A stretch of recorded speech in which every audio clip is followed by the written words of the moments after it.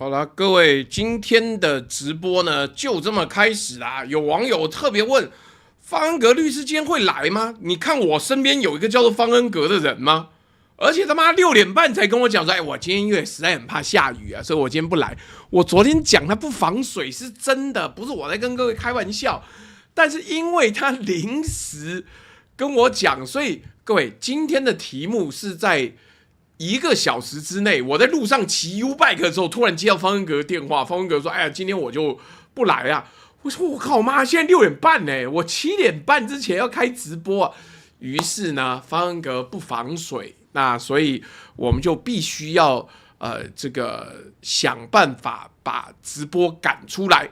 没错，这个题目硬是赶出来了，但是它就是一个很赶的状况。那没关系，反正我每天都在研究5-6个题目，所以临时我也变得出来，但是就是要花一点时间，好不好？那因此呢，我们特别今天的目标呢是今天方恩格临时放我鸟，导致差点开天窗，所以如果斗内目标到呢，我下次他来的时候，我就特别去买一包 Cheetos 吃给他看。方恩格最讨厌cheese的味道了，那我最讨厌人家放我鸟，所以我就吃cheese给你看了。什么大直没下雨？大直妈从下午2点开始就没有下雨，好不好？所以啦，请各位努力支持这个目标，让我有钱可以去买 Cheetos， 可以吃给方恩格看。来，我们今天这个题目也是我系列性的贸易跟科技战的领域哦。那这几天全网疯传一张图哦，日本4大光刻胶巨头6月22日集体对中国断供。那所以呢，我基本上呢，本台就是这样，我们不相信任何人，有朋自远方来，非奸即盗。所以我们特别把东京印化、JSR、信越、富士4家官网的这个新闻稿、新闻区特别叫出来看了一下，发现妈没有啊，他没有这样讲啊。那到底是怎么了？我们一条一条搜，一条一条点开来看，那没有声明，没有通牒，什么都没有。那一场根本不存在的集体断供，到底是怎么一回事？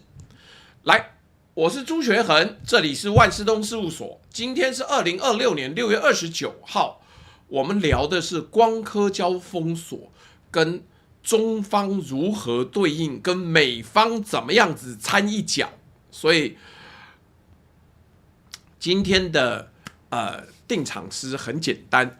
封侯不在明刀枪，一纸官文90双，最是无声断供处，谁人替你算总账？好了，谢谢 TikTok 又说我有预录或抄袭内容，好重置内容，好，你开心就好，我脸就是重置的，好不好？来。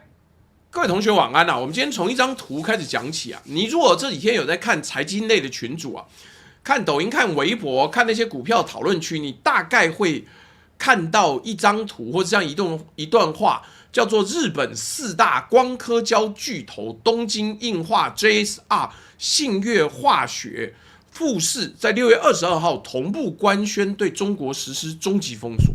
这话听起来非常有画面感，非常有危机感。在股市的人呢，可能都觉得吓一跳，但等等，我们是一个做功课，我们也是一个做研究的人哦。那他的内容怎么写？他说这次的新政彻底告别过往柔性管控模式，不再有涨价、减产、延迟交付这些缓冲操作，而是订单、技术、售后全方位切断，没有任何过渡期。他还说这是历年对华半导体材料限制的最高等级。我跟你讲，这段文案写的真很好，有数字，有对仗，有恐吓，山雨欲来风满楼，而且讲完之后山雨就来。看完之后你会有一种感觉，就像你现在走在台北街头，你看到乌云密布之后，你就知道他妈要下雨要淹水啦。你看完之后会觉得完了，完了。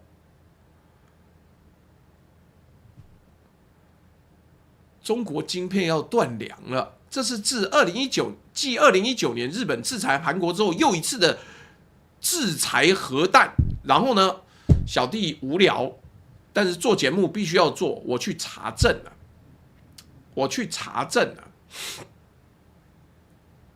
查证什么呢？我打开东京映画的官方网站，找他的新闻稿区，找他的投资人关系公告，我再打开 JSR、信越化学、富士，一家一家点开，看6月20号到6月30号这段时间，他们到底发布了什么？在听直播的有没有现在觉得心里很紧张？我跟你报告结果，一个字都没有，查不到，没有这个东西，没有集体声明，没有断供通牒，没有同步官宣。4家公司在那段时间的官方公告讲的是财报，是人事任命，是一些跟半导体断供完全无关的商业活动。日本经产省，也就是 MATI 经济产业省，那段时间也没有发布任何叫对华光刻胶断供的正式文件。这就有意思了，因为这不是一件小事，好吗？那如果4家掌握全球高阶光刻胶超过90%的公司，真的协同发布一份对全球第2大经济体的断供通牒，这是国际财经的头版啊，会是路透社，会是这个 Financial Times， 会是华尔街日报、日经连环报道，会是 Bloomberg 的头条，会是日本政府记者会要出来解释的等级。就全世界的顶级财经媒体，没有一家报道过这份4巨头集体声明，只有中文的自媒体在传的铺天盖地。我们先把一个观念讲清楚，要讲清楚哦。那木之山讲的东西，我等下会解释。我绝对不是说没有不宣而战。干，你也知道日本最擅长这种吗？川普最近每周讲，我就跟你们珍珠港一样啊，我打这个伊朗，我也不需要宣战嘛。我不是说日本没有对中国收紧光刻胶，这件事情是真的。等一下我会用一整集来讲它有多真，它有多狠。我要说的是，那份被疯传的6月22集体声明是一个查无实证的事情，他把真实发生的事情包装成一个有人、有敌人、有反派角色的做法。但是各位，日本最擅长的就是不宣而战啊，他怎么会叫这些公司出来跟你讲说对，就是我封你？不是，我等一下讲清楚，你有点耐心，你就开始就会了解。我跟你讲清楚，我们因为不是做财经媒体，我不是靠股市上下赚钱，我也不是靠你这个订阅我的什么财经周报啊，包你赚大钱，请听朱老师一路想办法赚等等，不是。所以我跟你讲，他把真实发生的事情包装成一个并不存在的戏剧事件，而且这个方法还包反了。你看那段文案怎么说的？他说日本不再有涨价、减产、延迟交付这些缓冲操作，意思是日本很干脆一刀切断，但真实的状况恰恰相反。日本用的手段呢，就是涨价，就是拖延，就是让你交期遥遥无期。它根本不是一刀切，它是慢慢掐。我等一下后面会详细讲这个机制它有一个很精准的名字，叫做静默打击。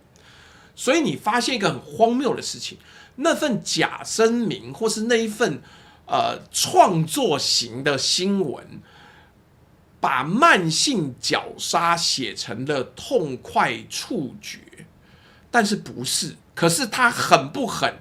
他打不打击？他还是打击，但是日本不敢公开宣战。好，我这样讲，这个不存在的声明啊，为什么会传这么广？谁需要它存在啊？坦白讲，这一份新闻呢是恐惧动员，显然是 A 股市场上如果有一款国产光刻胶概念股的持有人，或是你是想拉抬这档股票的人，请问什么消息对你最有利？当然是日本全面断供、国产替代刻不容缓这种消息最有利。日本断得越狠、越决绝、越史上最高等级，国产替代的故事就讲得越大，股价炒得越高。所以这份假声明的真正功能，不是传递资讯，是动员情绪、炒作概念。他要的不是你看懂，是你恐慌。所以我们第一波要做的是，当一个消息情绪浓度远远高于它的事实浓度，当它用词越激烈，对仗越工整，越像一篇喜文而不像一则新闻的时候，你就要提高警觉。真正的封锁往往是安静的，是技术性的，是藏在90天审批周期里的，不会敲锣打鼓发通牒。只要有人敲锣打鼓跟你说敌人全面断供啊，你反而要冷静下来问一句：证据呢？官网连结呢？哪一家媒体查证过？干，我觉得现在这个世代真是妈的超不爽、超危险的。我什么东西都要小心，但是我绝对没有说没有这回事，因为真的战争早就开打，而且是3个不同层次，一步一步的缓慢绞杀。只是那篇文章写错了，而你如果因为那篇文章而觉得恐慌的话，你也恐慌错了。那为什么？我们接下来继续往下讲。这个要特别跟各位强调的是，我们要把这一场真实的、安静的，而且是双向的科技绞杀，一层一层的分析。我会告诉你，封锁的确存在哦。我不是今天出来帮日本洗地说没有，日本光明正大没有封锁，不对。但是它是在暗中作业，它真正的模式呢，跟那一张网络上的图完全不一样。那所以，我们先讲来，我们今天进入今天的主结构，真正的作战。什么叫真正的作战？这是3梯次、3波攻击的概念。你把一颗晶片呢，从无到有的过程呢，想象成一条河。最上游是设计，你要先用软体把这颗晶片的电路图画出来。中游是制造设备，你要有光刻机这种机器把设计图啪啪啪啪啪印到晶圆上。下游是材料，你要有光刻胶这种化学品当做印刷的感光颜料。设计、设备、材料3道关卡，3道关卡就是这3道闸门，春风不度玉门关，而现在玉门关有3个。先讲美国跟日本这几年对中国做的事情哦，说穿了就是想办法在3个关卡上面一道一道的缩紧。今天我们开场谈的是第3道，已经到了制程的最后面。孟子一说，听说韩气走私稀土给日本，韩气被制裁是真的，是这个我们下次有机会再讲。因为中方海关是用了出口转口追溯的方式，我卖给你，你他妈再给我卖给受我制裁的对象，我就断你供。这个是非常高档的跨界追踪跟这个全球通缉，这个是这样子的，没错。我再继续往下讲，但是我们要让你看懂光刻胶这一刀有多深，可是你要先回去看前面2道闸门发生了什么事情。因为这3道关卡都有一个共同的特征，每一道关卡关下去的时候，关闸门的人自己的手也被夹到了。我们先看第一道闸门，这个我快快讲，让你有一个基本上的了解。设计软体这个东西专业名称叫做 EDA， 全名是 Electronic Design Automation， 电子设计自动化的软体，你就理解成画晶片电路图的专业软体啦。以前叫什么 Spice 是不是 eSpice 吗？以前我当年读电机系的时候，但是现在已经更先进了，没有这个软体，现代这种几百亿颗电晶体的晶片根本画不出来，人脑不能手工排。这个市场有多集中？很抱歉，这个市场很集中，全世界就3家公司在分：美国的 Synopsys， 美国的 Cadence， 德国西门子旗下的 Siemens EDA， 这3家加起来掌握了全球大概70%的市场，而在中国市场，这3家的占有率接近80%哦。换句话说，中方要设计先进晶片，几乎离不开这3套美国跟德国的软体。那美国做了什么？2025年5月23号，美国商务部底下的工业安全局，就是 BIS， 发了一封信给这3家公司，要求他们对中国的销售必须先申请许可证，必须申请许可这6个字。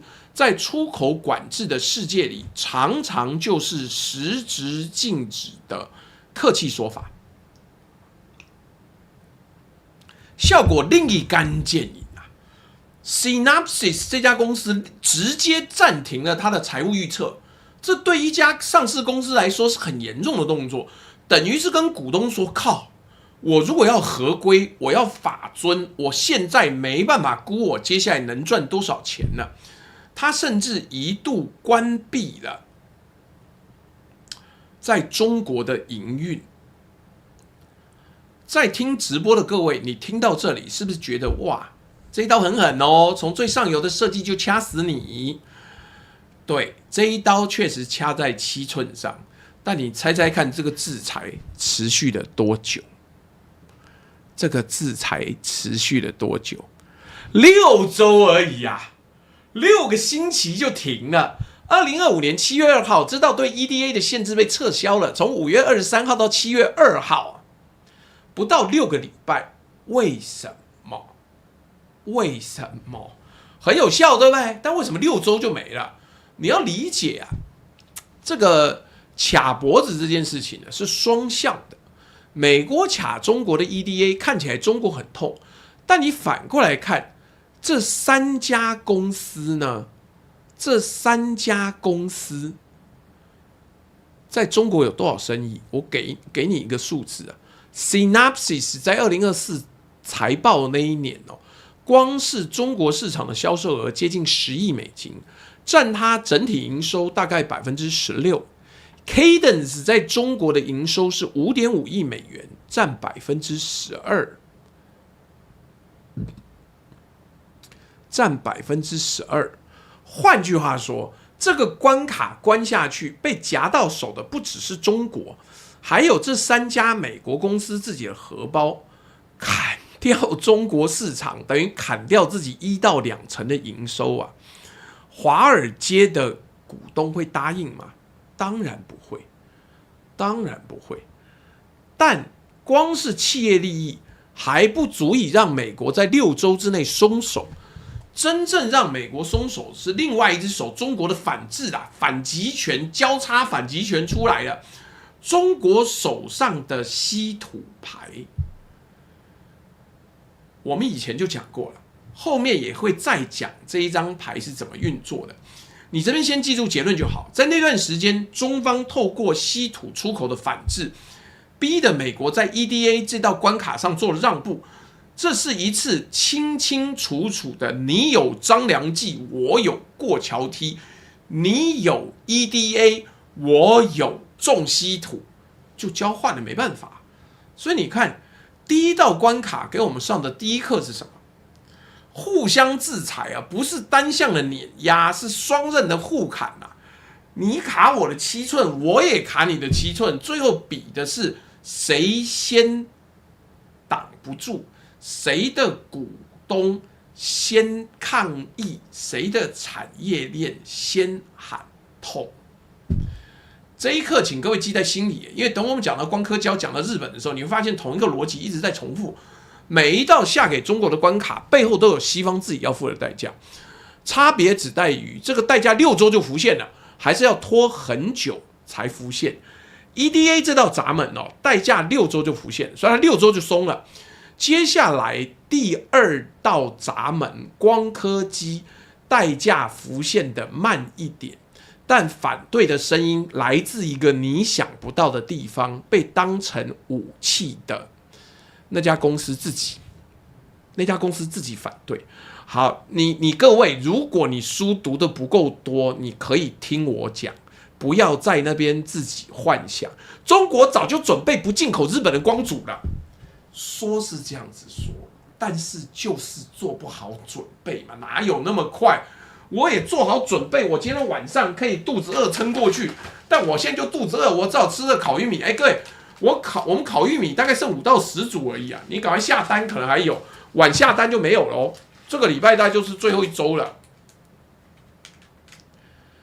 Zodiac Kill， 你真的没读书，光阻高端做不出来，就是做不出来，不然你几十万光刻机你做不做得出来？回去看，科学有极限，你长时间没有在这个领域耕耘，你他妈以为是魔术是不是？各位中国网友不要一直跟我谈营学，我不吃这一套的。你在那边讲一讲，义和团以前也说，妈刀枪不入啊，洋枪当飞沙，洋炮当水花，然后嘞，短时间是不能替代的，请你相信科学。我这样讲，中央政治局如果像你一样那么疯，他妈现在中国早就完蛋了。人家中央政治局就是按部就班，慢慢取代。哪像你讲，我就不信我做不出来。不好意思，这太疯了，这太疯了。高端真的要花5到10年才能替代，就跟美方也想要反制稀土，但是它也需要5到10年，这是至少 minima， 就这样。你不要每天都拿这个东西来自慰干。我跟你讲，今天还有网友说听我的节目去炒股，妈赚了一大票。但是我跟你讲的是实话，你不能听大家讲说，哇，我光刻胶也厉害，我极紫外光刻机也厉害，我他妈什么都厉害，全部 all in A 股，你他妈就挫赛了，好不好？拜托，麻烦你认真听。你真的如果有遥遥领先的，我做直播就会讲嘛。我之前讲原料药啊，我之前讲重稀土嘛。但是你不能说我他妈什么东西都遥遥领先，干这样子，国家不会进步你要大国崛起，你不能够妈自己瞎鸡巴讲，好不好？真不是，我等一下慢慢跟你说为什么。因为这个东西就是很复杂啦，而且美方的安排不是听你讲的就好了，好不好？来，没关系，我跟你讲，我都很欢迎大家做指教，但我一律建议大家多读书。很多东西我也不懂，但是我做了很深入的研究之后，我发现啊，原来是这样。所以你仔细思考，你就知道啊，原来是这样。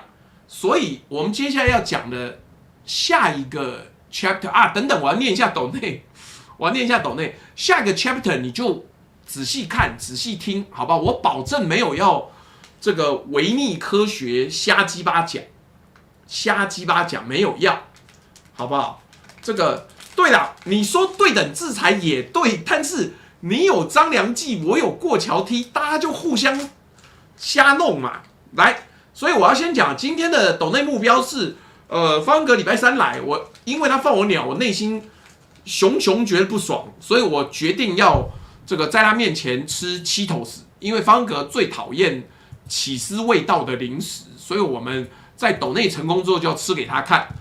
然后 Sylvia 呛说方恩格不防水，我跟你讲最好笑是大直现在其实没有下雨，他妈方恩格给我预防性不防水，他说哎我其实很担心下雨，他妈你打开门看，你家住在台电大楼那边也没下雨，我家在大直这边也没下雨。你坐捷运过来，你是怕中间你在捷运里面下雨吗？但是没有，我这个人呢就最乖了。星期三还下雨怎么办？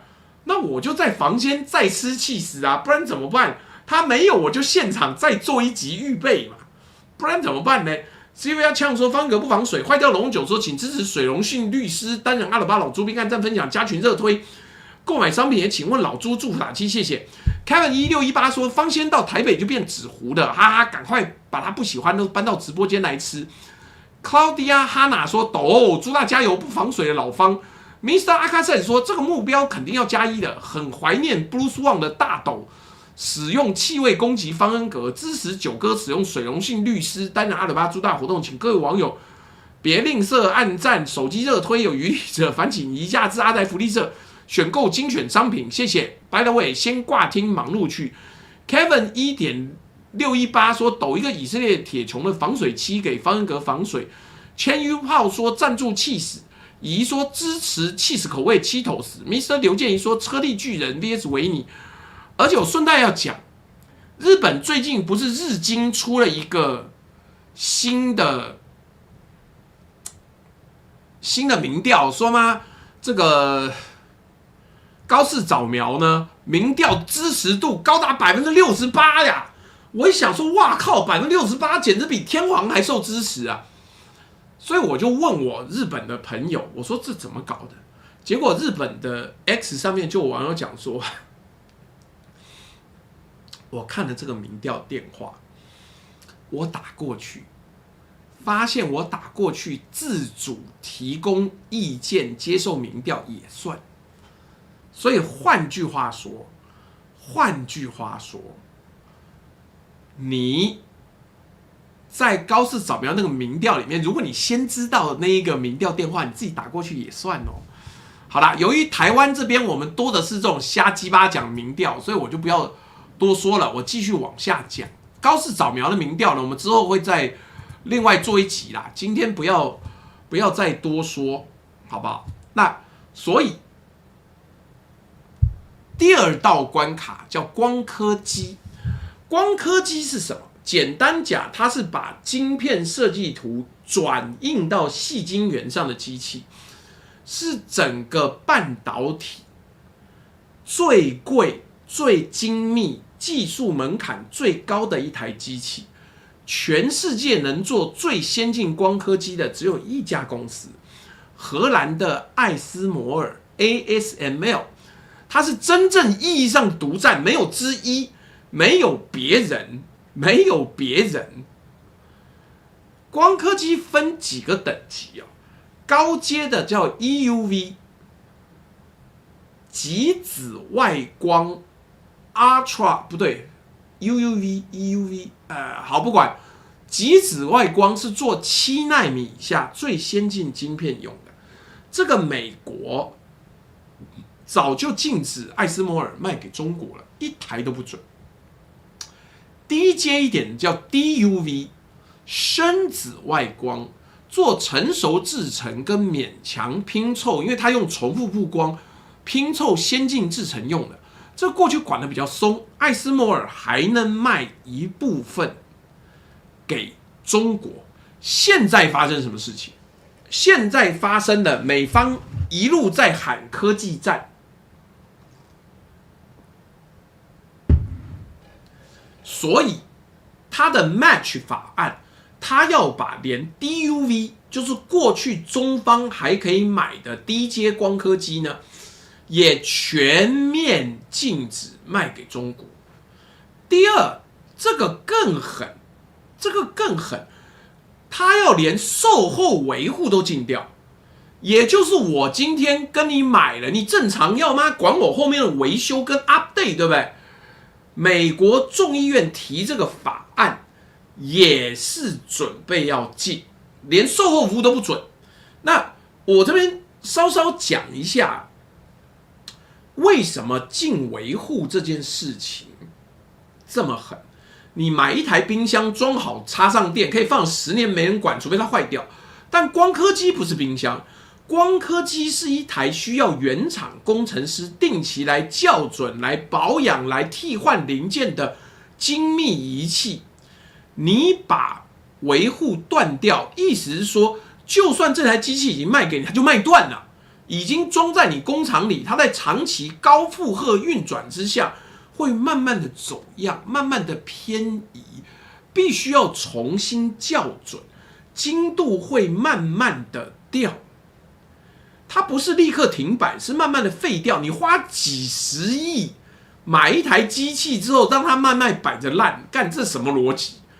这一招呢，跟等下要讲的日本对光刻胶的玩法是同一个思路，不给你痛快，让你得慢性病。第三，这个法案还要逼盟友，他给荷兰、日本这些国家一个150天的期限，要求他们呢出口管制标准要跟美国对齐，就是他用长臂管辖的方式。他说，如果你不对齐，美国就要动用一个叫做外国直接产品规则的长臂管辖工具。连你外国公司做的东西，只要用了一点点美国技术，都归我管。这基本上坦白讲是一个非常野蛮的东西，我个人认为没有可执行度了。听到这边，你可能会觉得美国这一次是铁了心要把第二道闸门、第二道关卡关起来。但是等等，就都嘛得古拉塞，大家先等等。突然之间有人站出来说：“干你娘！我不要啊，我不想。”来猜猜看，反对这个法案、反对最厉的是谁？不是中国，不是中国，是艾斯摩尔自己呀、是那一家被美国拿来当武器，要求他停止卖机器的公司自己跳出来反对。而且最近好像荷兰的高层要访华，访华之前，艾斯摩尔跟另外一家叫什么东西啊？之前还跟他的中国母公司有争议的，他跟那个首相还是部长讲，他说你叫我们跟你去可以，你他妈不要再跟我讲新疆西藏的事情，不要再跟我讲什么集中营、什么奴工营，你不准讲我才跟你去，你不准讲我才跟你去。所以啊，艾斯摩尔自己的市场这么大，他怎么可能容许？他怎么可以容许美国把它拿来当武器？哦，对了，就是安氏啦，不是安氏奈美惠的安氏，是另外一家。那为什么一家公司会反对保护它的政策？因为艾斯摩尔看得很清楚，你把他的机器武器化，最后是他自己倒霉。他公开讲了几个立场，第一个。他说他卖给中国的 DUV 是无法用来制造最尖端晶片的旧技术，意思是说你们不要把这个东西讲那么可怕。第二，他判断一家中国厂商该不该被管制，那是政府的责任啊！你他妈美国，你有种就列出来，到底哪些公司该死，你告诉我不准卖，你不能叫我供应商就说啊这个国家我一律不卖。我卖机器的又不是情报员，而且更重要的是光刻机现在已经变订阅制了，就是重点是在后续，而且实际上光刻机当年深紫外光跟极紫外光如果没有台积电根本做不出来了，根本做不出来，因为它要你两边一起互相磨合。才做得出那个精密度，才能够商业化。好啦，而且最重要的是 ，Match 法案里面那个禁止维护第一个，刚有网友讲没错，违约；第二个，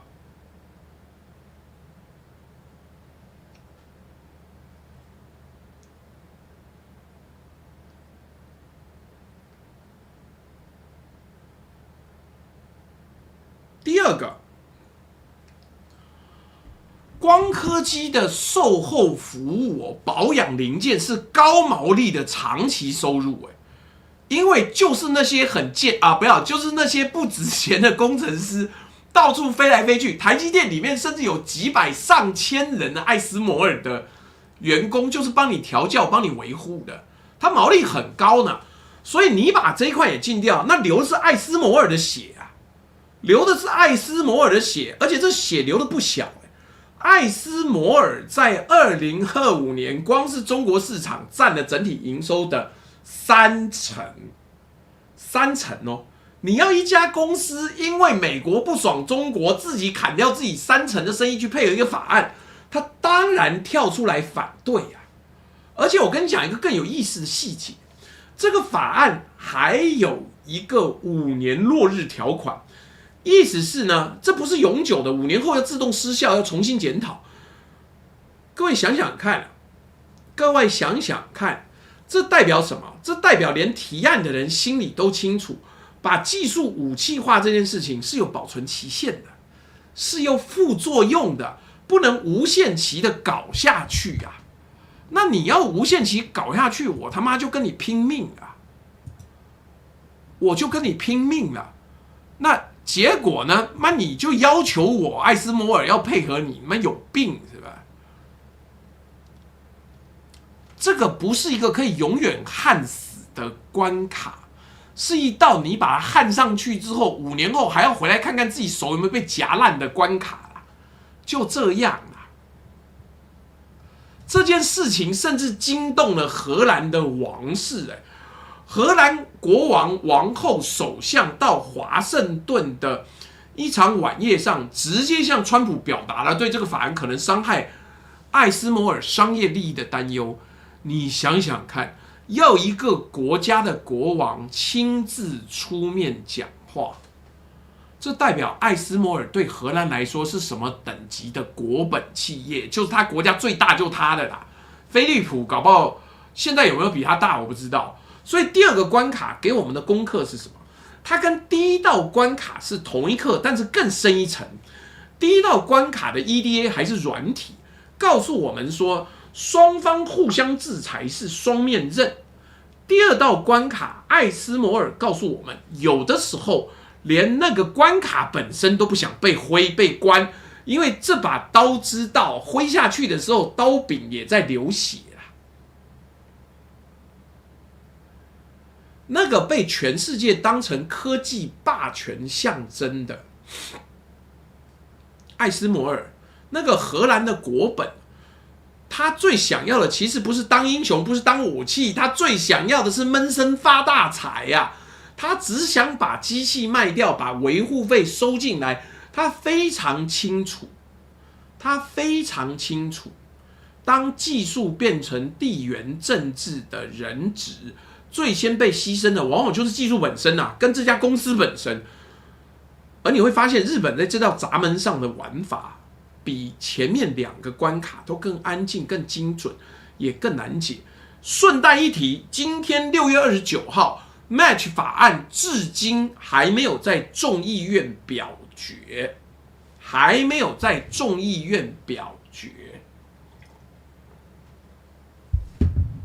所以。讲归讲很狠，对不对？但还在找小弟啊。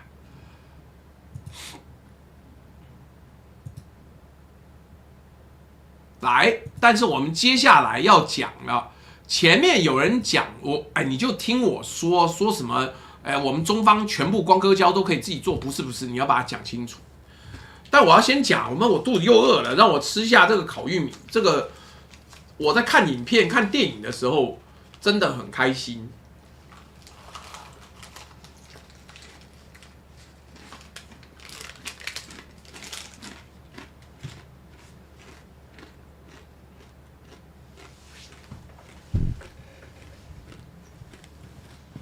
但我跟你讲，妈，肚子饿吃东西，有网友，我猜应该是个老人来说，你不要以为你自己在直播，人家说话的时候吃东西很帅，我他妈从此以后不看你的东西了，你有什么了不起？你神经病！我有告诉你说，我需要知道你有没有来看吗？如果不想看就滚啊！他妈那是我的晚餐呢，怎么样？你觉得你一个不抖内吃免钱饭、看免钱影片的人，觉得我吃东西你不开心，你觉得我会理你吗？抖个妈50万我都不一定理啊！有了50万可以让我先吃晚饭啊，但是干嘛嘞？大家人生在世，在这边就是混一场。你他妈我吃不吃东西你管，还要留一篇，你觉得我在乎吗？我真心不在乎，我觉得妈很北蓝。那不然怎么样？我吃晚饭你也不开心哦，那就不要看了，滚！妈的！来，我们今天终于要讲到光刻胶了。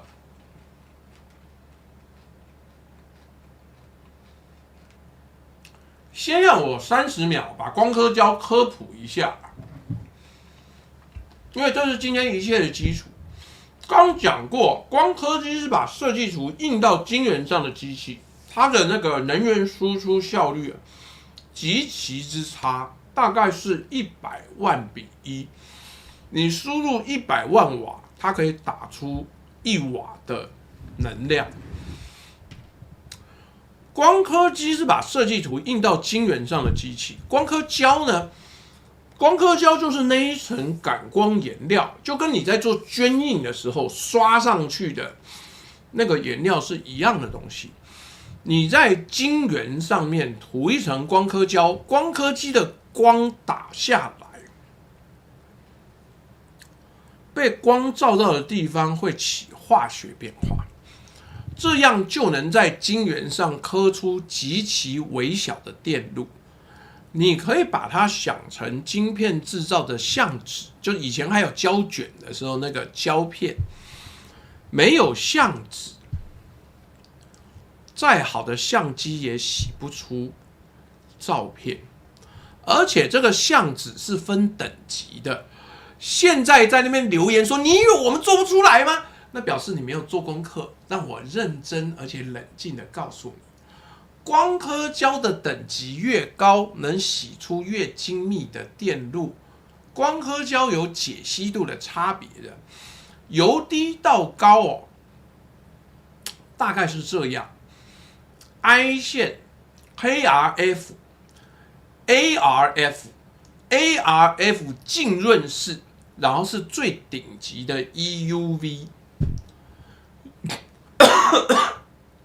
越往上，技术门槛越高，能做的晶片越先进，你就把它当做那个捐印板，那个孔如果越细，你的颜料可以通过去的解析度就越高。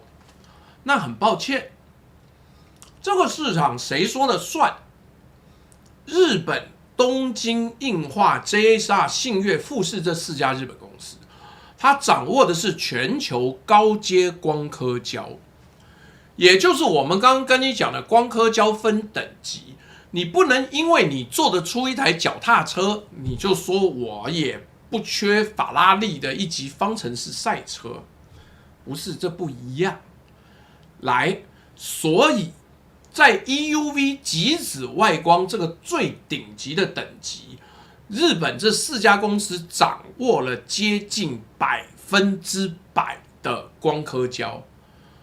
中国的光刻胶啊，中国大陆的光刻胶需求整体进口依赖度大约85%，其中到了 ARF 这个等级呢，超过95%要靠日本。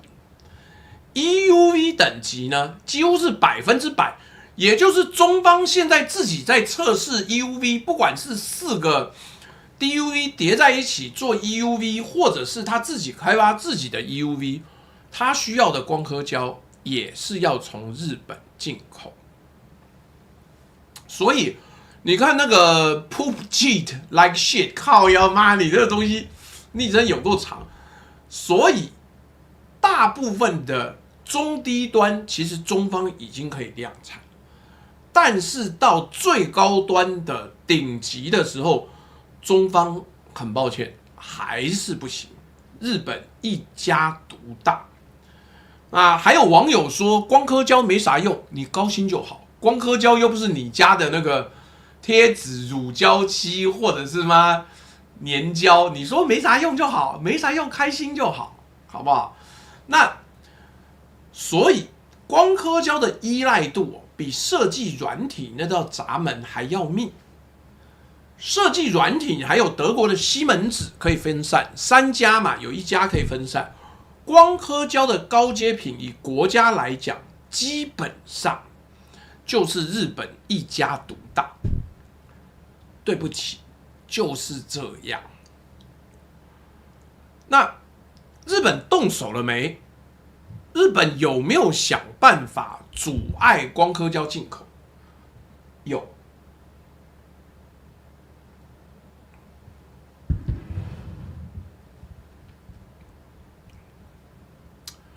詹大正，拜托去读书好不好？你是不是听不懂我讲的人话？光刻胶有分等级的啦，台湾人要跟人家讲光刻胶，人家有低阶光刻胶跟高阶，以解析度来讲是不一样的，好不好？妈的，我今天被放鸟，所以我心情其实蛮好的，因为全部的稿子我都从头写。来，日本有没有动手制裁？有，各位。但是真正的贸易战就是这种莱茵的贸易战，因为日本从来没有发任何断供通牒，对，就是开场那一份说什么4大厂商联合说断供哦，从此不跟你好了，日本从来没有发过，金产省没有，这个首相府没有，这个4家公司也没有，日本到今天为止，官方说法就是4个字。我们没有禁运，那他做了什么？他改了审批的方式，他没有审批的快速通关了。我跟你讲，这个机制啊，你仔细听一听，你就知道比直接禁运还高明。日本依据它的外汇法，把高阶半导体材料的出口许可，从原本相对宽松的一篮子许可，改成逐按国家安全审查。什么意思？以前你要出口光刻胶到中国，申请一次批一批货，大概30天搞定。现在改成一案一审，每一笔都送上去个别审查，审查周期被拉长到90天，甚至半年以上，而且配额严格限制。很多送先进制程晶圆厂的申请就这样卡在那里，实质上否决，他就用实质上否决来堵你嘛。你发现吗？他没有跟你说我不卖哦，他跟你说我在审，我在审这3个字没有办法抗议啊，我他妈就是卖，怎么样？我就是官僚，我就是慢慢来。你不能告他禁运，你不能到 WTO 去告他禁运，他没禁；你不能告他违约，因为他在走合法程序，他只是审得很慢，慢到你工厂里的光刻胶用完了，下一批还在审查中。这个手法有一个产业圈取的名字非常传神，叫做静默打击。那为什么？因为我打你，但是我不大张旗鼓，我偷袭，但我不告诉你。Silent strike， 安静的。不出声的，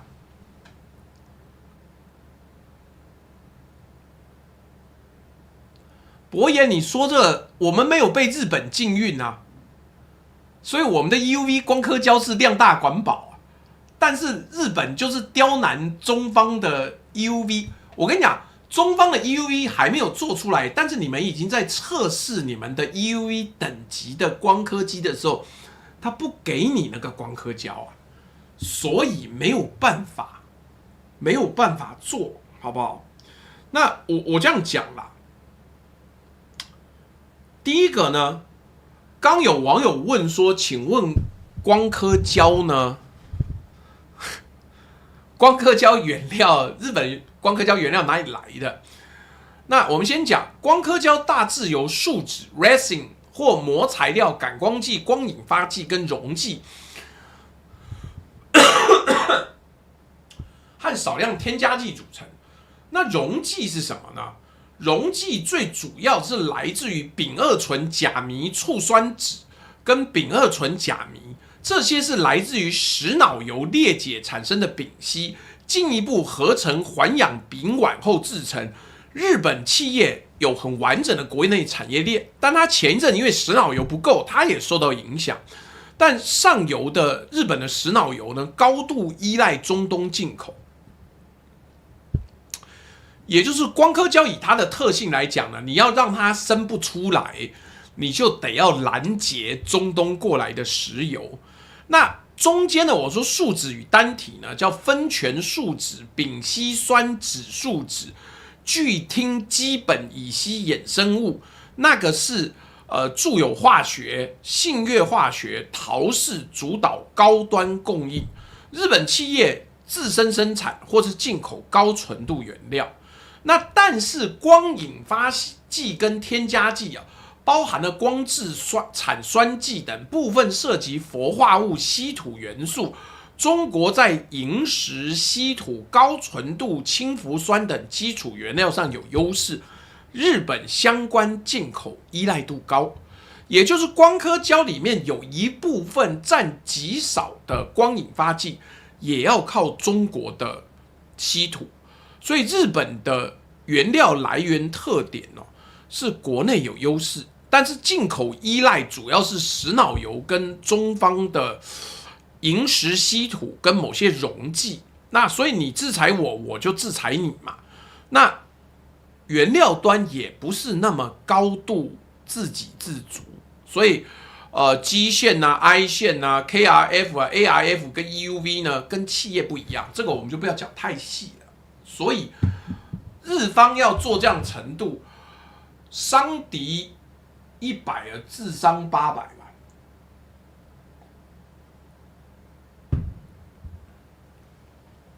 对啊，你看他这个做法就是我卖你哦，但不好意思，我慢慢来，你也不能去别的地方买，所以这个才是麻烦，好不好？那所以 Silent Strike 有没有？有没有？各位，如果你做生意被政府卡过键，你一定秒懂这种痛苦。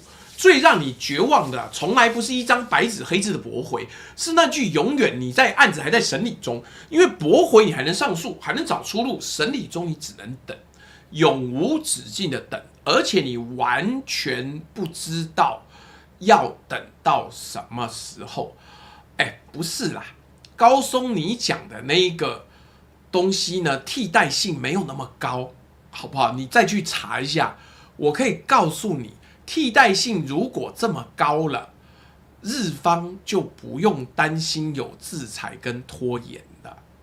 所以不是说我要更新知识，而是 GI 是低端的呢。GI 是低端，你告诉我说低端早就超过90%，我之前就讲了嘛。KRF， 但是你 ARF 的替代率没有那么高啊，你不能说你完全不缺嘛。所以各位，数字没有错，只是你不能说我们现在完全没有办法，这个东西叫盈学了。请各位中性而且冷静的分析。所以就这样子，大家就来决斗吧，怎么样呢？所以日本这套玩法最阴狠的地方，它让解禁这件事情没有时间表。如果日本是明文禁运，那有一天中日关系缓和了，日本宣布解除禁运，供应马上恢复干净利落。但静默打击不走这一套啊，它从来没有一个明确的禁令可以解除，它只有一个模糊的审查从严状态。这个状态什么时候松多少，对哪几家松，全部都是黑箱，你永远在不确定里。对一个要规划几年后产能的晶圆厂来说，这种不知道什么时候会恢复的不确定性比一刀断掉还难受。一刀断掉，你至少知道要全力找替代；模糊审查呢，你连找不找替代你都不知道，到底要怎么办？所以你回头看开场的那一个小说式的断供戏剧化声明，有没有觉得特别讽刺？那个声明呢？说日本要痛快断供，毫无过度，但是真实的日本做的是完全相反的事。他就是要那个过渡期，要那个模糊地带，要那个我在审的灰色空间，因为这个灰色空间才是他最有效的武器。它既能达到卡住关卡的效果，又能在国际上讲啊，我们维持自由贸易呀，我们没有禁运的体面。ZU 令说哪有什么博弈，想太多了，就跟岛民说台积电断供中国就完蛋一样。不是这样的，孩子，我今天心情特别好，我要告诉你，地缘政治就是博弈啊！你他妈不能像义和团一直单干，你以为你慈禧太后？我要向俄罗斯宣战，向亚美利坚宣战，向扶桑国宣战，向法兰西宣战，向土耳其宣战，向世界各国宣战。妈有病是不是？地缘政治不是这样玩的啦，你自己看着办。但我今天没有时间教你，我也没有时间跟你生气。等一下没事，我要回家再去吃，看冰箱还有没有面什么东西的，吃饱。所以呀，我用一个比喻你就比较好懂了。明文禁运是当了全世界的面，把你的水龙头关掉，痛快。但你会被国际社会指责破坏自由贸易、静默打击，是趁没人注意，把你家的水管口径从1寸慢慢换成1公里。水还在流，理论上没断，但你接一桶水要接一整天。然后当有人问日本你是不是断了中国的水，日本可以非常无辜说没有，水管好好的还在流。这就是第3个关卡的真相，它不是一个戏剧化的通牒，它是一份藏在90天审批周期里面，永远不会被正式承认的安静的绞杀。那么既然封锁是真的，为什么网络上那组进口暴跌95%的数字，我反而要叫各位别急着相信？因为那个95%的数字又是另外一个被误读的故事，我们后面讲。这个孙杨讲的没错，这是我们做功课，我们手上的数据比较接近他的数据。KRF 等级的光刻胶呢，国产替代率就是中国大陆能够替代只有42%，ARF 干法光刻胶国产替代率是10%，这个就是这样子。你不要再自己做梦了。什么叫中国造不出芯片？我有跟你讲中国造不出芯片吗？这个地缘政治就是互相拖延、互相制裁。你有张良计，我有过桥梯。黄仁勋的说法很简单：你今天断供，你会让中方慢个1-2年，但是你会让中方用举国体制、军民合一，硬是干过去。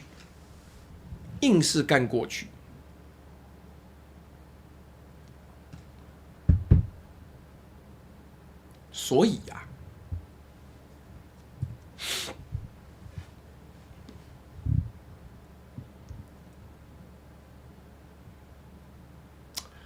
哎呀，麦克，你问那个问题是营学？什么叫营学？你他妈人家制裁你牛肉，然后我跟你讲说你没有牛肉面吃起来不方便，但你告诉我说干，可是我猪肉炒饭超厉害。每一个产业都有需要的东西啊。那结果你告诉我，你看我稀土厉害还是你光刻胶厉害？这东西不能比，麻烦你认真思考就知道了。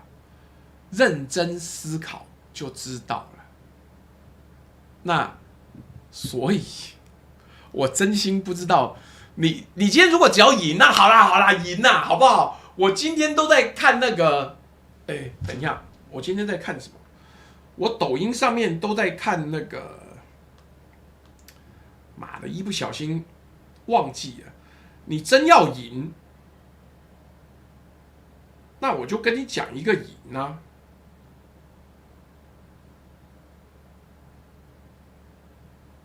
潘甜甜，你各位，那你要讲潘甜甜是不是真的赢呢？我最近在抖音怎么刷都是潘甜甜跳舞的影片呢。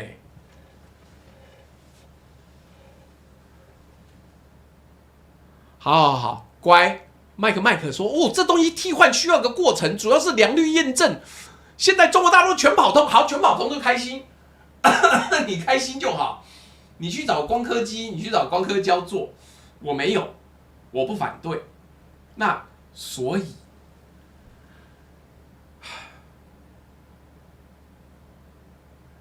好，我跟你讲，现在我个人呢。”就觉得你要讲赢学讲不完的，什么东西你他妈都赢。那如果你他妈都赢呢，那你不用看我直播嘛，你就去看各种各样，你去看黄伟汉呐，你去看明居正呐，潘甜甜是什么？是不是可以去网络上搜一下，好不好？我个人觉得抖音最近最嗨的就是潘甜甜呐。对，你当然知道，行内人就知道了，他最近正在踩缝纫机，但是要感谢 AI 啊，各种新歌跳舞都跑出来了，还有人还坐车上坐旁边呢，搞到我也去搜了一下潘甜甜是谁。哦，我没有生气啊，不然各位也去搜一下潘甜甜，你就会知道我的建议绝对没错。抖音现在很红，好不好？这个来。我就直接往下讲啦啊！我没有生气啊，我觉得看了潘甜甜就觉得很开心呐、这个谢明峰说追上直播抖音啊，对，哎，我们的气死攻击那个方恩格模式快要到了。Winston Ruby 说：“那日本政府这是什么操作思路？大陆对高端光刻胶的需求又少又不迫切，但原材料有一部分卡在大陆手里。”中日双方互相再斗下去，好的像中美关税战一样。那对于真正有高端光刻胶需求的企业，才是最大的受害者。对，没错，因为日本的稀土储量也快要用完了。但是问题是，你有银学，高斯早苗也银学啊。我他妈要对国内的民众交代，我就说我现在也在制裁中国。你看我多了不起，我制裁他的光刻胶啊。但重点不是需不需要，重点是有没有制裁，这是政治嘛。木木说，在乱世要知道的事真多，知多事。Mr. 刘建一说，有时候觉得阿共不拉帮结派，以一己之力对抗全球，使绊子还能继续撑，颇佩服啊！他就是人家眼光看得远啊。好啦，我们马上就要达到了知多斯的标准了，大概在1到2个月，日本的稀土库藏就要消失了。你看到时候谁倒，你就不需要现在硬是要扛什么我们光刻胶，不需要，不重要。来，接下来我要再讲下一个段落。那与此同时，如果你觉得不开心，你可以去看潘甜甜的抖音的 AI 影片，没有违规，没有违法，是非常开心的作品，好不好？那但继续好，可是为什么我们要讲到5%？哇靠！恭喜各位达成目标了。秦明说，高市早苗说明年南岛稀土泥产业化开发赢不赢？干的不可能呐！开那个船就已经很耗油、很耗钱了，你他妈提回来还要再提炼，你在开玩笑是不是？3部曲我也看过，但毕竟是年轻人，演技不太好。好，但是我只报好康的啊，所以各位你自己找到就去找哈。来，接下来我们要分析另外一个东西，那个被全网引用，看起来最有杀伤力的数字，就是我们现在那个留言区在吵的，其实是个误会。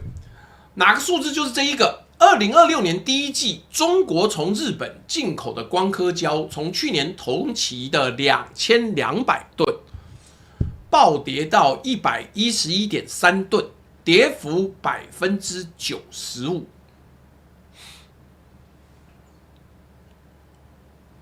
这个数字传的到处都是，你看我后面的图表，传到处都是啊。但是这个图表呢，不需要那么担心，因为它不准确。那你看，它有精准到小数点的感觉，有真的好像很了不起的感觉。111.3吨呢，你看连0.3吨都算给你了，多专业，多有戏剧化的对比。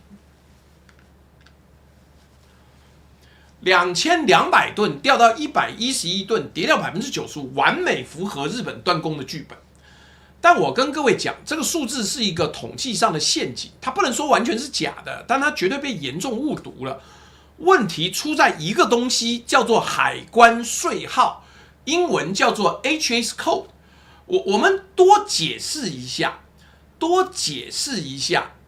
所有东西进出口，海关都要给它一个分类编号。问题是，半导体高阶光刻胶这种东西，在中国海关的编号系统里面没有专属的精确的编号，它被归在一个很大的类别下面，编号开头是3707，而且这个类别很好笑，叫做摄影用化学制剂。你不能说它不对，但是他就把它搞到跟一个胶卷的显影液一样。你各位听清楚，摄影用化学制剂这个篮子里面装的是什么？它装的不只是半导体光刻胶，它还装了印刷电路板，就是 PCB 电路板用的那种干膜湿膜光刻胶，它还装了显示面板，就是你的手机荧幕、电视荧幕做面板用的光刻胶。它甚至还装了我们刚刚讲的传统照相用胶卷要洗的那个显影液、定影液。这是一个大杂烩的一篮子，非常非常杂。关键来了，半导体高阶光刻胶虽然技术等级最高最贵，但它其实很轻呐、它其实很轻，好吗？你他妈的那么高科技的东西，难道会重的跟鬼一样吗？当然不会嘛，当然不会嘛。所以，晶圆厂用高阶光刻胶呢，是一次涂薄薄一层，用量是以公升、毫升来算的。它在这整个摄影化学制剂篮子里面的总吨数占比微乎其微，真正占那2200吨，绝大部分重量是那些用量很大但技术门槛很低的东西，叫 PCB 的膜、面板的胶、传统的显影液。所以你现在看那个2200吨暴跌到111吨，问题就出来了。如果这个总吨数真的暴跌95%，意思是什么？意思是连那些不受管制的面板胶、PCB 膜、显影液，全部都一起被断了。但这跟事实对不上啊！我们前面就讲过 ，JSR 财报里面还说要扩大中国的面板材料生意，日本根本没有要断面板胶，那这个总吨数怎么可能因为面板胶也被断而暴跌95%呢？对不上啊，对不上。所以这个95%的总吨数暴跌，要么是统计口径被人挑选过、混淆过，要么是把某个季节性的库存调整扩大成了政治性的断供，它被拿来当作日本全面断供的铁证，但它其实没办法证明。在听直播刚刚差点就要转发这个数字的各位，我不是要你不要担心，我是要你担心对地方。因为真正该担心的事情藏在这个吵闹的95%底下，安静的多，但致命的多。真正的打击呢，不是在那个几千吨的大篮子里面啊，是在篮子里面那一小撮啊，每个月可能只有几十吨甚至几吨的高阶品。ARF 浸润式光刻胶、EUV 光刻胶这两个品类，做28奈米以下，做最先进晶片的两种，多方产业情报显示，就是刚刚这个谁，刚我一下子那一直贴我没有看到了。对啦，那个 Damgong 讲的，从2026年初开始，这两类高阶光刻胶对中国的报关量确实出现了连续好几个月挂零的情形。你看出来这里的对比了吗？吼得最大声那个降95%，2200吨是杂讯，安静的几乎没人报，那几十吨挂零才是真正的关键。而且高阶光刻胶，我还是要再讲，干今天科普真的讲得我很累。它有个物理上的死穴，高阶光刻胶的保存期很短，通常只有3到6个月，而且运送储存要严格冷链，要避光。这代表什么？这代表它是一个不可囤积的、持续要有活水源头的东西。这代表中国的晶圆厂根本没办法囤积，像囤积矽晶圆、囤积机器零件那样子，提前大量囤光刻胶来建立战略库存。你囤了，时间一到就报废。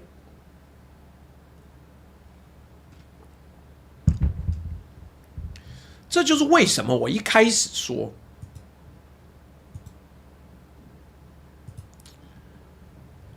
日本根本不需要在那几千吨的低阶大宗市场上动手，他只要精准的、安静的、悄悄的把每个月那几十吨的 ARF 跟 EUV 的光刻胶掐住，配上光刻胶本身存不住的特性，就足以让中国最先进的那几条产线面临立即的良率危机。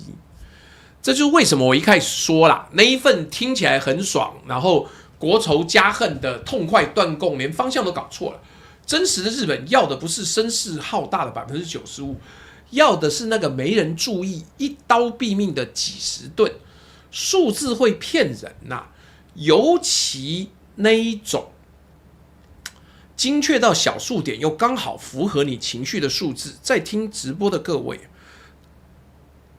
看到跌幅95%的爆炸性数据，你先别急着恐慌，先问一句：这个数字量的到底是什么？真相才能够找到答案。来，还没完，我们继续再多讲。光刻胶这个东西讨厌的地方呢，就在这里，就在这里。这就跟我们之前讲稀土的提炼精度一样，你各位说全世界稀土提炼没有办法像中国的纯度那么高，没错，但是光刻胶也一样啊。来，讲到这里，刚刚到现在就有很多网友会讲说，那中国自己做不就好了？国产替代不是喊了很多年吗？我们回答这个问题。你刚刚吵了半天，这一章我很冷静的跟你回答，因为这件事情呢，没有温柔的版本。我们先看网络上两种极端的说法。第一种说法是，你如果常常买卖进出 A 股的讨论区那边传的非常乐观，说国产光刻胶的份额已经从不到5%，一路冲到35%，2027年要突破50%，听起来国产替代势如破竹。另外一种说法是比较冷静的产业分析师给的，说中国高阶光刻胶的国产化比例只有2%到10%，2%到10%。所以各位，这两个数字差了多少？一个说35%，一个说个位数。中间差了一个数量级呀。那为什么？因为当你看到同一件事情的差到一个数量级的时候，那一定他妈有问题。什么问题呢？一定是中间有人告诉你有什么东西出错了，或者是转讨论，或者是转贴的时候出了某个问题。那这个问题是什么？这个问题是什么？这个问题就是我们要把它拆分开来，让你知道。干你啊嘞！好，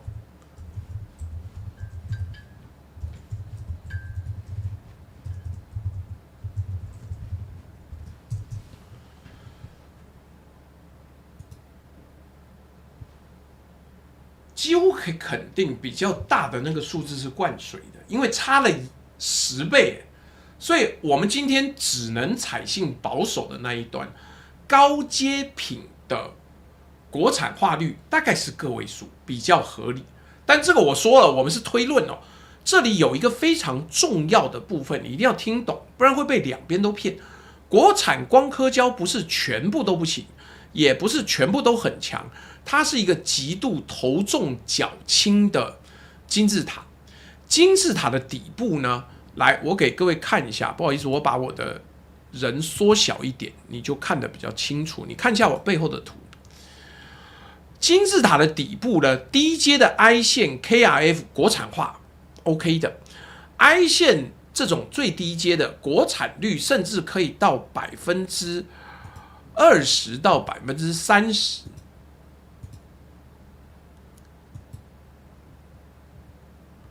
干我 TikTok 就这样直播就直接给我砍断哦，感谢你哦。来，不管了，随便啦，走。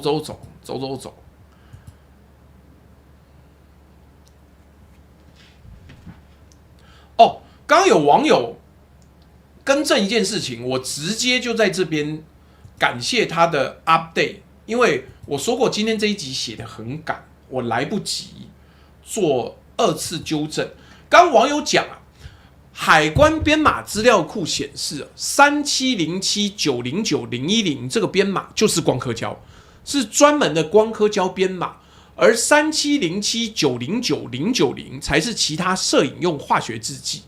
那原来是同样的没错。2023年5月31号，中国海关把它拆分，把光刻胶直接列明，就跟之前医用口罩具体列明一样来形容。所以这一次的拆分时间点，正好是日本2023年7月对半导体设备出口管制的政策对撞期，也就是中方的海关有做好准备。那所以这一篇的脚本里面哦，那个刚前面讲的，因为所有东西都装在一个栏位里面，那是错的，所以那一章的结论还是值得讨论。那我们直接讲，有一个网友刚才我当然知道嘛，高阶什么时候用完，几个月后不就知道？但他妈我们要先讲嘛，来，刚刚网友对编码的指正确定没错，那有另外一个问题，并没有排除 PCB 跟面板光刻胶，也就是那个编码。那为什么？因为中国的光刻胶产业很特别，半导体光刻胶只占中国光刻胶产值的 2%，PCB 光刻胶占 94%。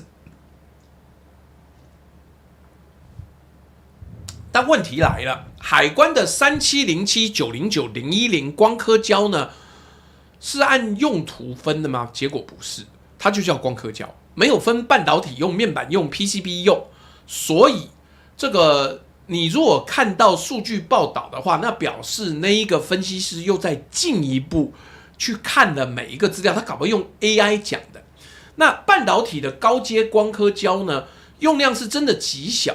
央视报道说，企业每次进口都用100多公斤进，紧张的时候只能抢到10到20公斤，所以909010这个编码的总吨数呢，大部分都还是 PCB 跟面板低阶胶。那所以海关的吨数会让高阶光刻胶的价值跟重量隐没在这里，所以感谢网友一边提供，也要感谢现在有 AI， 我可以一边讲一边纠正，所以我会在最后定稿之后会重新更正这个部分。那反正很开心，我们有很多读书人在看资料，好不好？随便啊，各位，你们线上人数有186，你按赞数才512个，麻烦多按个赞，好不好？麻烦多按个赞。所以这个还按了4下，来，这个半导体就是很复杂的事情，好不好？所以就这么简单呐。那有时间我再把资料讲清楚，就把资料再讲清楚。那这个都是替代性的问题啊，就是以前日本做的又便宜又好买，你干嘛要自己做呢？但现在人家卡你脖子，你他妈就硬是要做，你可能会不方便，大概1年到2年，但是1年到2年时间过了之后就解决了。所以为什么黄仁勋每次都在念，他非常不赞成全面性的停工，这个高阶的晶片，就这么简单。来，好，我们继续往下讲。金字塔的整个底部呢，第一阶的 I 线 KrF 国产化做得很好，国产率 I 线这种产品可以到20-30%，甚至更高，基本上自己搞定没问题。KrF 也有像同程新材这样子的公司，它的产品已经打进长江存储这些头部公司了，表示 quality 已经到了，那是真的有进展。但是麻烦就麻烦在金字塔越往上，光刻胶的断崖就越陡。到了 ArF 呢，你看我后面的状况就知道了。到了 ArF 呢，就剩2%到8%，KrF 10%到30%基本上已经够了。那到 EUV 就没办法，7奈米以下就是做不到。那所以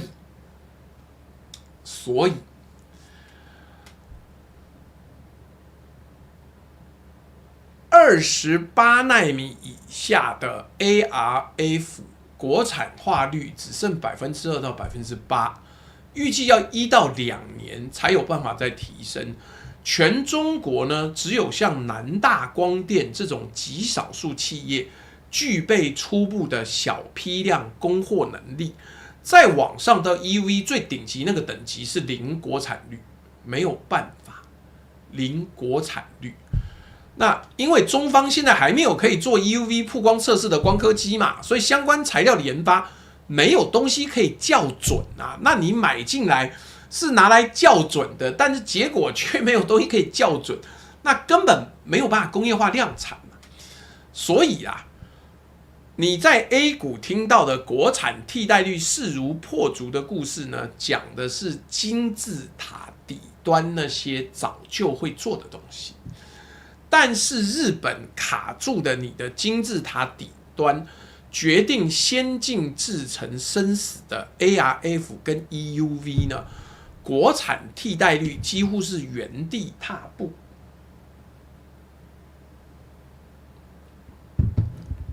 这是今年的数据今年年初吧，2026年年初啊。高松如果有更新的数据，你可以 update 给我，因为我每次都会尽量要求做到2026年初，好不好？那但是如果你觉得不够新，也许这6个月之内有很大的变化，可很抱歉啦，有的时候你资料能抓到的就不是特别新的东西啦。啊，但没关系，没关系。那为什么这么难？砸钱不行吗？中国的大基金3起光是注资就几百亿人民币的规模，钱不是问题吧？但是麻烦就麻烦在高阶光刻胶这件事情，砸钱解决不了，因为它卡在2个砸钱解决不了的物理极限上面。这个东西没有错，这个东西没有数据的问题啊。那所以所以第一个是纯度的物理极限。光刻胶不是单一化学品，它这个极度复杂的配方，里面有成膜树脂、有光质产酸剂、有单体、有溶剂、有各种微量添加剂。在 ARF 跟 EUV 这个等级嘞，这些原料的纯度要求要到99.999%以上。任何10亿分之一等级的金属杂质残留，都会让晶圆上的微观电路短路或断路或者融化。而日本企业凭借着它在精密化工几十年的累积，垄断了全球超过80%的关键光刻胶中间体。也就是说，就算中国大陆能合成出那个分子结构，也很难在工业化的大量生产里稳定的维持那个纯度跟批次的一致性。这个差几十年要追，要花一段时间，而且光砸钱也没办法，除非你把他人全部绑架来，钱砸没有用。第二个呢，有点复杂，你花点时间耐心听，叫工艺回馈回圈。我用一个比喻，你可能比较可以理解，什么叫做工艺回馈回圈呢？意思是，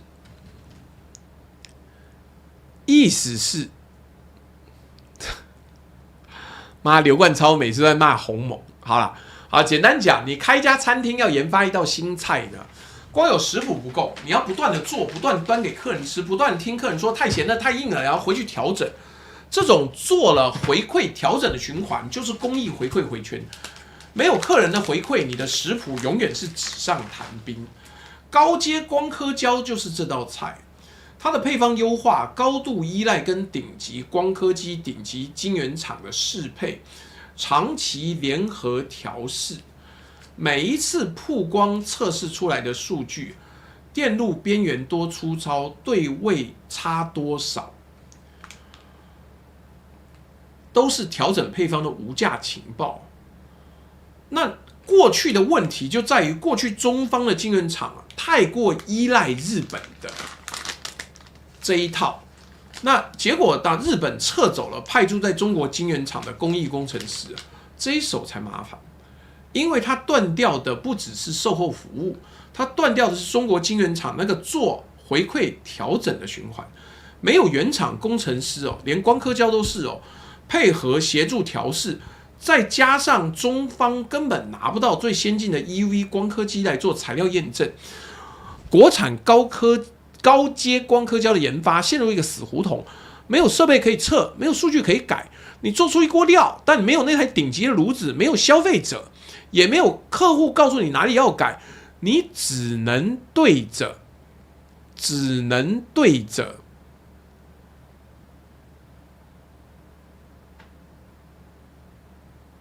一锅自己也不确定行不行的料发呆，所以换一款光刻胶这件事情呢，从来不是换一个矿泉水品牌那么简单了，它是整个产线的工艺要跟着这款新光刻胶的特性全部重新调试一遍，良率会掉，成本会飙，时间以年来计算，客观的工业周期估计呢，中国要独立开发出能用在20奈米以下的 ARF 浸润式光刻胶，至少5到10年。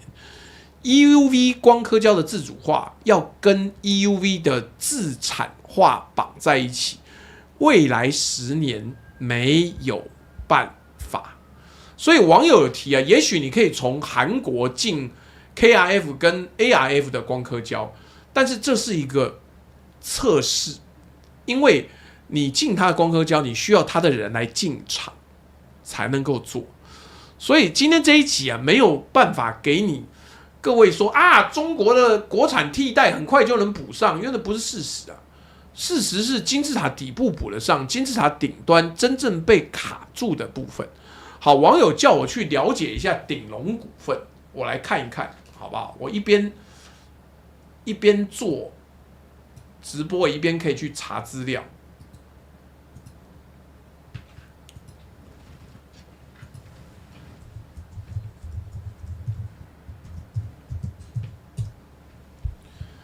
来，我继续往下讲啊，因为这个部分应该还没错。所以换光刻胶不像矿泉水换一瓶一样，所以没有办法，它卡住就卡住了。真相站在比较残酷的那一边，但是简单来讲，你卡中国，中国有稀土嘛？日本最惨的就是稀土，它完全不行。来，你这样讲，我前面讲到这里，好像中国在这个科技战里面一直在挨打，一直被打，然后起不来。但是另外一半呢，稀土重稀土很严重的卡住了日本，而且现在规范越来越严格。今天好像连三菱重工都被点名出来制裁了。来，我们还是再解释一下稀土为什么重要。稀土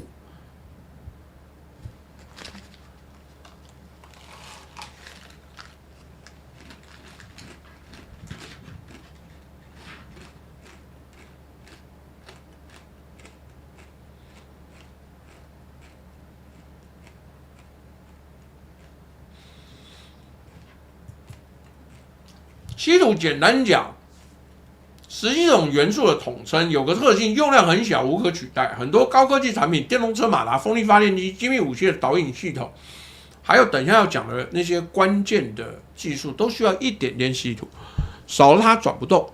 而全球稀土的加工提炼呢，中国大陆掌握了大概85%到90%。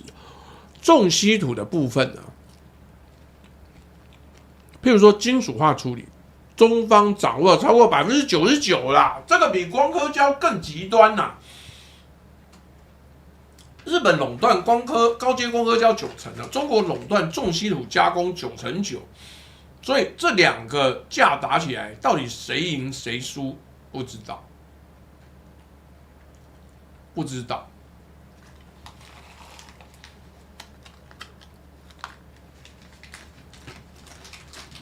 来。中方的稀土牌，我现在在讲，上次我们做过一集，但这次我再把它从另外一个角度切。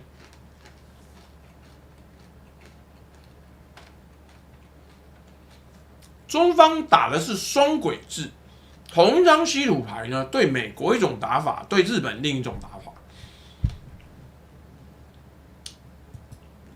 先看美国这个打法，斗而不破。但是对日本就是往死里打。刚刚有网友叫我去查那个鼎龙，因为我刚讲啊，我举例只是南大光电等极少数企业，我只是没有讲到鼎龙。但是鼎龙在 A 股里面的宣传呢是比较领先的，这是我写脚本的时候的错。那我们把南大是最早跑出来的，但是跑最快的是鼎龙。但是这件事情呢，有一个挑战，就是他做出来了，拿到订单了，但是有没有稳定大批量供货、良率达标，真正替代日本，这是两件事情。但我之后在写那个 FB 的文章跟做字幕的时候，我会把它做进去，好不好？这个要讲的就是 A 股都跟你讲势如破竹啊，但我到时候会把鼎龙股份再列进去，好不好？这个我到时候做图，我再看看怎么办吧。但是我还是要讲啊，没办法啊，今天内容做的比较仓促，请各位多见谅。那教学相长吧，从各位身上也可以学到很多东西。就这样，有，我去把鼎龙股份特别讲出来，但妈讨论区怎么开始讨论到妈看黄片？被警察抓了，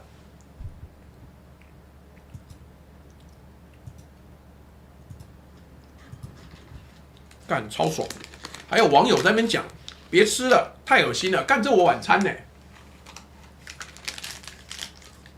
烤玉米哦，如果你想要订的话，大概就剩最后一周了，跟芒果一样，一箱6公斤啦。那如果各位还想要订的话，就赶快订，好不好？这个。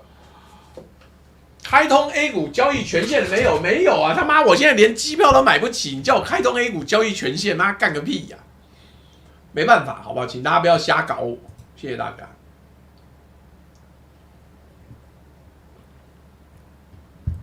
我可不像郭正亮跑去搞 A 股啊！我个人实在是没有那个心力再去炒股票了，请各位多见谅。来，我把这2局讲完。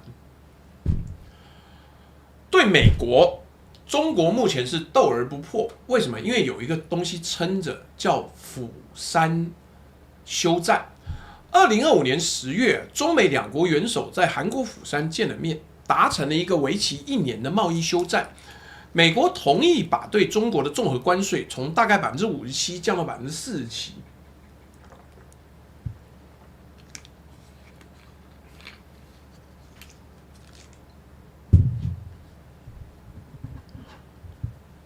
中国则同意暂停原本要实施的第2波更严厉的稀土出口管制。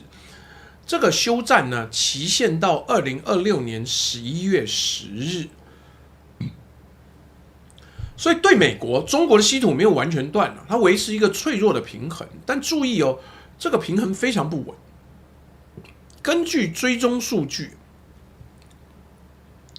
中国对美国出口的某些受管制的稀土，在2026年的3月、4月短暂回升之后，5月又再次掉到接近0。这代表什么？这代表什么？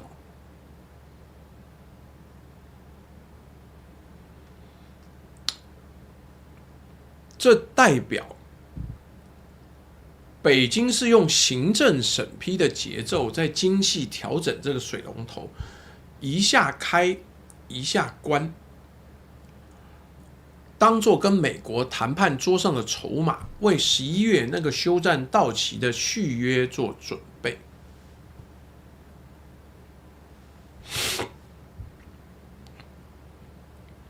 这是对美的贸易战稀土轨道，斗而不破，留有余地。好，Eagle 我早就看到了啦，那个中方也在分散光刻胶啊，纯 KrF 跟 ArF 的半导体光刻胶有南韩那边进了450到510吨，那但是是高阶自主呢，要由南大光电跟鼎龙股份，好不好？就这样子了。我没有看衰 A 股，我是没有钱去炒股啦。那刘冠超有啊，你问他好不好？不要问我。但对日本这一轨的稀土制裁完全是另外一回事。对日本，中国是实质性毫不留情的封杀。导火线是什么？是台湾。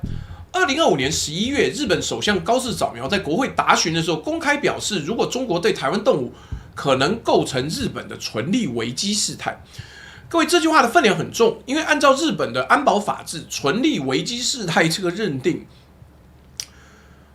会让日本的自卫队行使集体自卫权、军事介入台海提供法律依据。这句话呢，直接踩到了北京的核心红线。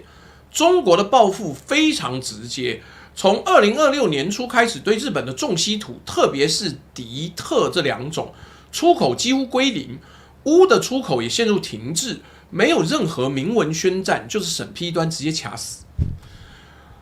你看看，同样一张稀土牌，对美国是一下看一下关，当做谈判筹码；对日本是直接关到底当惩罚，这就是双轨制。它不是一个笼统的政策，是精算过的，按对象国的政治姿态来区别对待的外交武器。所以今天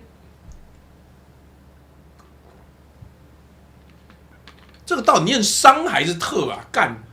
每次我念稀土的时候都很担心会念错。来，网友先帮我查一下，免得我整集念错，妈大家又笑我。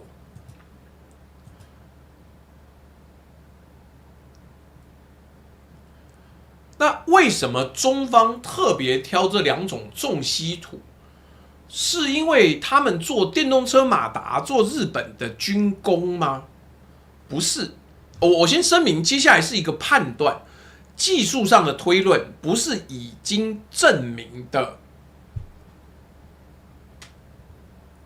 既成事实。所以你听的时候，你就想说啊，这个是朱大的猜测。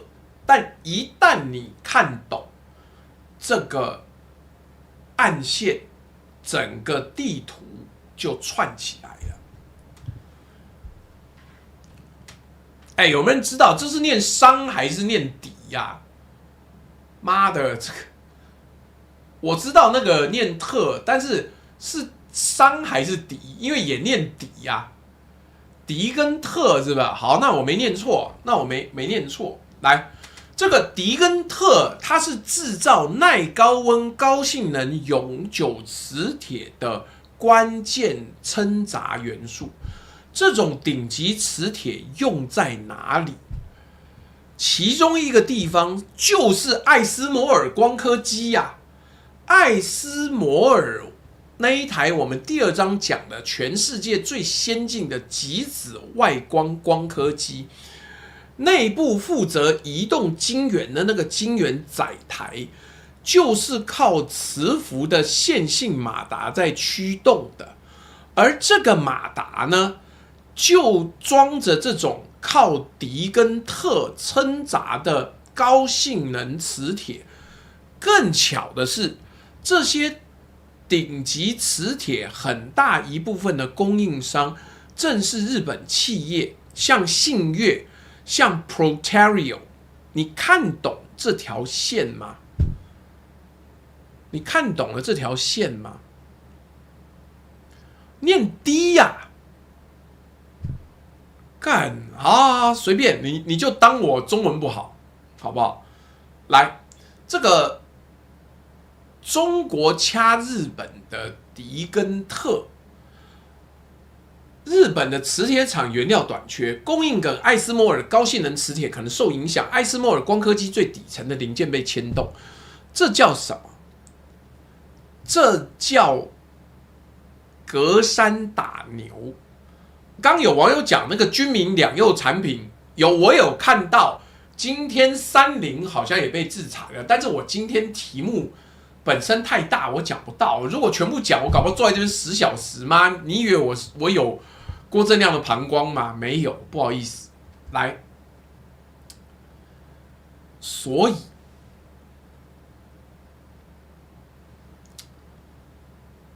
以这叫隔山打牛啦。中方表面上打的是日本的稀土，但这一拳的力道呢，可能透过磁铁这条供应链，一路传导到整个西方半导体制造的核心——艾斯摩尔的光刻机。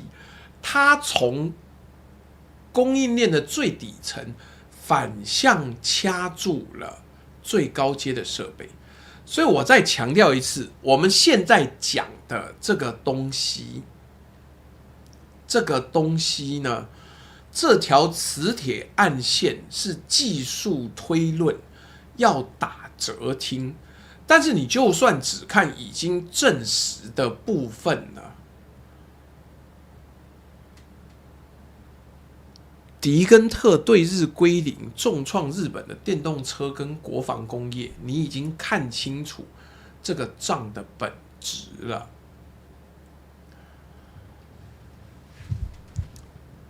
它不是一个国家围堵另外一个国家，它是2个巨人各自掐着对方的咽喉，谁都不敢真的用力捏死，因为捏死对方的同时，自己也会窒息。讲到这里，完整的把今天的地图补齐了。日本掐中国的光刻胶，掐的是中国的现在成熟制成的命脉；中国掐日本的稀土，掐的是日本的武器，现在还有可能一路限制到艾斯摩尔的设备。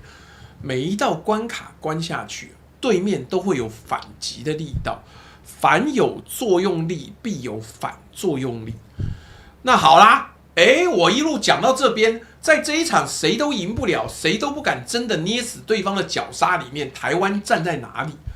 这就是我们最后面要冷静算的那个总账。干，去年有个朋友上杠杆赔200多个，哈哈。来，所以最后讲。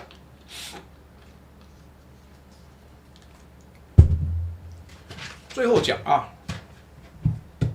讲，请各位赶快下单买那个我们新的蜜，有龙眼蜜跟树旗蜜，让大家可以好好的这个享受一下，保护一下身体啊，不然我最近感冒都感冒到快要支气管炎了，真是的。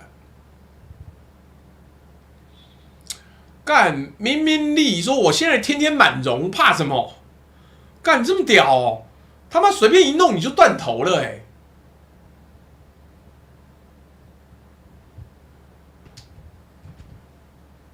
别这样，好不好？来，我们绕了一大圈了，今天终于要讲到结论了，快讲完了，快讲完了。是怎么说呢？我就快跟各位下一个结论了。把今天的地图收拢成一句话，这不是一场围堵，这是一场互相掐对方的脖子。从3个关卡设计、设备、材料，每日想要一道一道关上，掐住中国的晶片。但我们一路看下来，每一道晶片，每一道关卡关下去，关卡的人自己都在流血。设计那一道呢 ，EDA 6周就放弃了，因为3家美国公司在中国有1-2成的营收要顾。设备那一道呢，光刻机连被当武器的艾斯摩尔自己都跳出来反对，因为武器化会砍掉它的售后高毛利的服务啊。材料那一道呢，光刻胶日本确实卡住了，但是它对华的销售也在大幅下降，它自己的库存也在积压，而中国那一边被卡住的现在是真的，我们必须诚实讲完。高阶光刻胶这道命脉也被日本的静默打击精准的卡住了。ARF 良率呢还在努力，还在拼搏。EUV 因为缺机器没办法校正，所以国产替代金字塔的底端呢，大概5年10年都未必补得上，这是真相。而真相这一次不站在大国崛起、天朝必胜那一边。很抱歉，你不能永远赢嘛，总是有一些东西要想办法。不，天生我材必有用啊！他妈生大脑给你，当然就是要想办法解决，这才精彩嘛。但没错，中国手上有稀土啦，大陆手上有稀土，对日本就直接封杀了，对日本就是双轨操作，甚至那条迪特的暗线呢，可能一路传达到艾斯摩尔光刻机的最底层，所以结论就浮出来了。光刻胶可以透过韩国买，但是有一个麻烦是，那个替代是渐进式的，因为光刻胶到了你的光刻机跟你的厂上面，你要随时调整、随时设定改，那它是一个长时间服务，就跟你去捏脚。妈，你跟97号技师比较合，那就一路捏1年。他走了之后，你会有很长一段时间没有办法习惯，不，黑龙照说上海宇亮生的28奈米 DUV 光刻机已经进入中芯国际产线调试，有啊，这个我怎么会不知道啊？但是你7奈米以上的东西还很麻烦，应该。这个成熟制成中方的光刻机已经没有问题了，但是前几年还讲过，妈用那个粒子加速器在做光刻机，那个就先不要讲啦，你先要把上机做测试调试，要花很久的时间，所以你听到很开心，但是就还没有做好，那。不要太着急，因为你太着急呢，你先买股票，到时候妈会亏啊！不急。日本这一次在先进制程的光刻胶里面不宣而战，沉默打击。第一个让你不舒服，但是代价是没有人能全身而退啊！日本砍中国的光刻胶，中国砍日本的稀土，美国卡中国的设计软体，中国的稀土反手就让美国6周休兵，双方谁都不能全身而退，这就是等价交换啊！你想用断供换取对手的衰退，你就得要付出自己产业同步流血的代价，没有免费的围堵。台湾呢，我们最后要把台湾放进来算。当中国的晶圆厂因为日本断供陷入换料等于重做工艺5年10年补不上的泥淖的时候，台湾这边发生什么事情？信越化学那一家对中国静默打击的日本巨头，他在台湾云林的光刻胶工厂正常运作，而另一家巨头 JSR 正在台湾设他的首座半导体材料厂，预计2028年投产，就近供应台积电。你看出来这个对照有多残酷了吗？没有叫你一直抱着稀土不放啦，你稀土就是要一波一波的嘛，因为接下来9月那个国家主席要去美国啊，中间一定有一些波动啊。好，我继续讲。同样是日本的光刻胶巨头，同样是这4家公司对中国逐案审查，撤走工程师，把水管口径换成1公里。对台湾是主动把工厂盖到你家门口，是2028就近供货，是把你当作长期要绑定的伙伴。同一种材料呢，同一批供应商，台湾是被争取的对象，大陆是被收紧的对象。这个差别不是运气。不是台湾比较幸运，这是几十年产业信任的累积，是地缘政治选边站的结果，是台积电用了无可取代的制程定位，把这些材料巨头牢牢绑在身边的结果。台湾站在这张牌桌的另一边，不是天上掉下来的，是几十年一张一张牌打出来的。但是我要泼冷水，也是要泼。台湾站在比较安全的这一边，不代表台湾可以高枕无忧啊。这套静默打击的逻辑，用审批、用维护、用模糊地带，安静的卡住一个地方的科技命脉。今天用在中国身上，你怎么能保证有一天地缘政治的风向变得类似的逻辑不会用在台湾身上？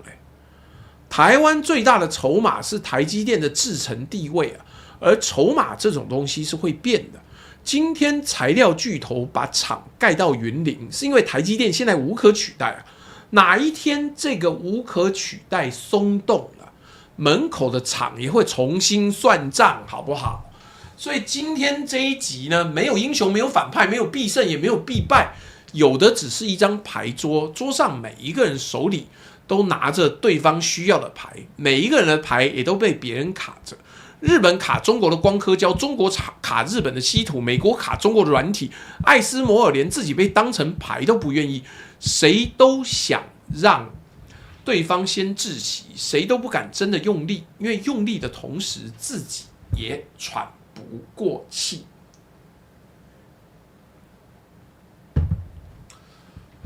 涛定律我们之前有做过啊，我觉得涛定律现在讲能不能定案言之过早。你要看它做出来的良率跟实际散热效果才行啦。好啦，那么简单来讲，我们今天的内容呢，是希望让各位看懂这一张牌桌，因为你一看到跌幅95%爆炸数字你就吓到，那不行的。那些假声明，那些精确到小数点的假数字，要的是让你恐慌，让你激动，让你转发，让你投入或是退出股市。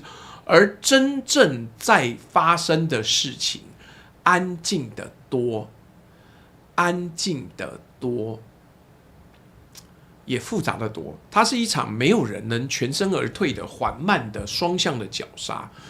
那一刀日本砍下去，至今没承认哦。中方对它的稀土也全面封锁，而且6个月的储量也快用光了。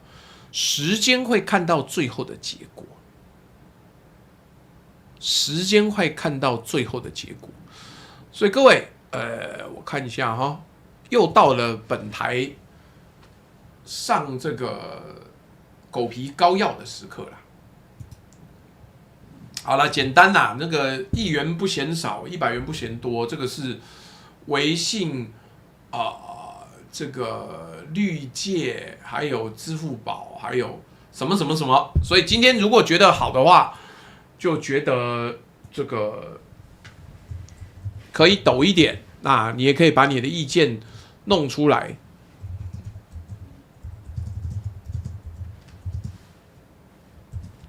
那反正今天就是互动嘛，教学相长，我也没收你钱啊。那也谢谢你给我不同的东西，让我可以好好的看这个内容。所以感谢各位。那这个我们一路讲到这里呢，要请各位判断一下。Mars VIP 说电动打不动了，一堆游戏躺在电脑里都没动过，因为没时间呐、对啦，我知道博言讲那个涛定律是3D 设计的问题，可是问题是热定律就是热力学定律是逃不掉的、啊。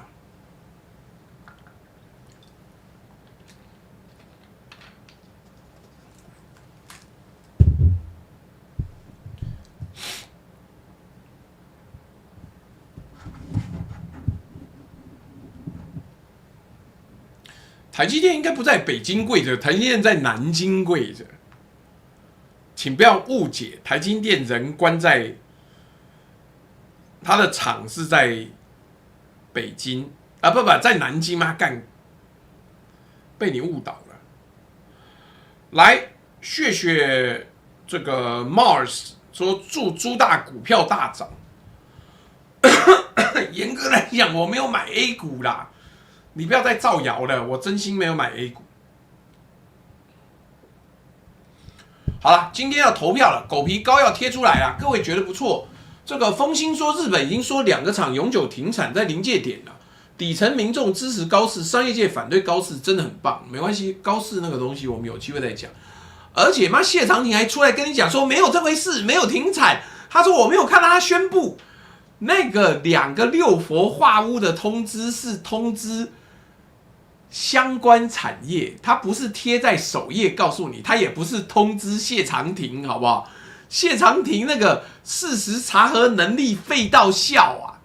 他说：“我上网查了，我没看到，所以就没有。”拜托各位，六佛化屋是真的缺，因为没有佛粉就没办法做六佛化屋，这个特气就是这样子。OC Stub 说台积电花了一堆钱买设备跟软体，但使用的授权却被美国给限制住了，有点像啊，你买地上权比较像，有点像你花了一大笔钱买了一间房子，但是你使用的时候呢，每年还必须要跟当时卖给你房屋的那个建商缴纳每年使用的授权费。台积电外资占70%，艾斯摩尔的股权美国资金也占40%。看来这个世界都是被美国给操控者，大家都在帮美国打工。Aiden Diver， 谢谢你加入公仔。OWTS 说抖给被放鸟的猪大，别为了鸟事生气坏身体。好，我没有生气啦。那反正今天的标准也已经达到了，我们到时候就吃cheese口味的产品。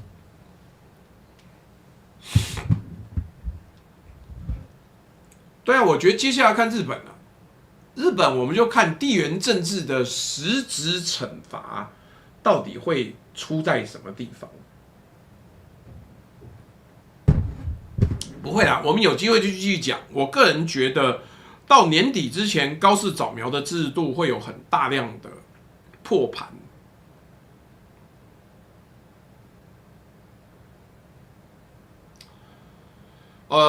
网友 Lee Kinglian 支持朱大，谢谢。那什么什么云，来也有，这位是谁呢？什么什么华，好久不见。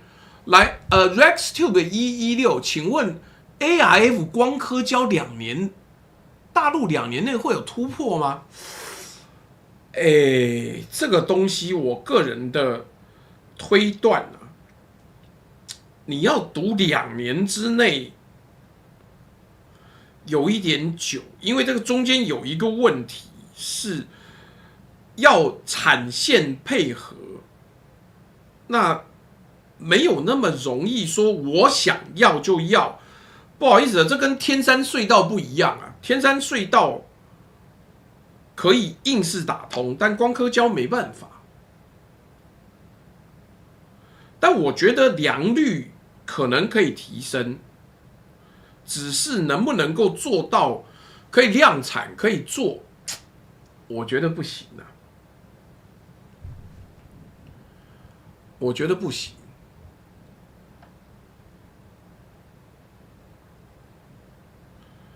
要全面取代有一点挑战。刚有网友讲啊，同城新材、鼎龙股份、上海新阳、徐州博康、南大光电已经有实质突破，但是自给率低 ，KRF 提升较快，但 ARF 要刚走出验证阶段，量要放大，所以今年因为大基金也投入了，所以2年内，因为你开2年到2028，所以相对乐观，所以不是，但你问这么针对是怎么样？你想要买 AIF 的股票吗？要1-2年哦，那因为它现在刚好进入起飞期的啦，所以高端没有啦，但2年内突破的可能性很高。大王说 SpaceX 没有飞天，跟着黄通套住，只能赞助 7-Eleven 的咖啡。我当初跟你讲，至少要等2个星期呀。而且现在美股整体是跌的，好不好？美股整体是跌的，所以这个我就不知道。那个秦明问说，风兴卡路比黑白麦片买了吗？真的，现在架上很多黑白产品。